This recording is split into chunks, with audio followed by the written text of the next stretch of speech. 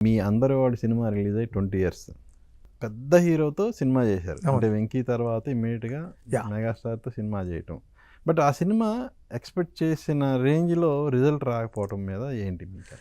అంటే మేబీ అంటే చిరంజీవి గారు అంటే ఎక్స్పెక్టేషన్కి ఎక్కడ ఉంటుంది. సో ఆ కథకి మేబీ నేను అంత సూటబుల్ కాదేమో.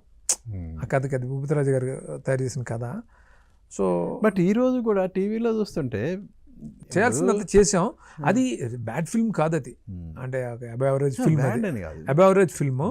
బట్ ఏమైందంటే మేము అనుకున్నాం చిరంజీవి గారు అంటే నేను యాక్చువల్గా ఒక స్ట్రైట్ ఫిల్మ్ చేయాలని ఆశపడ్డాను ఆయనతోటి. అంటే నా సొంత కథతో చేయాలని ఆశపడ్డాను.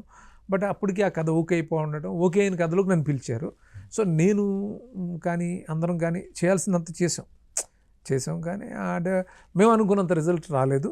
బట్ అందులో ఇప్పటికీ ఆ సినిమాని మీరు అన్నట్టు అందరూ ఎఫిషియేట్ చేస్తుంటారు.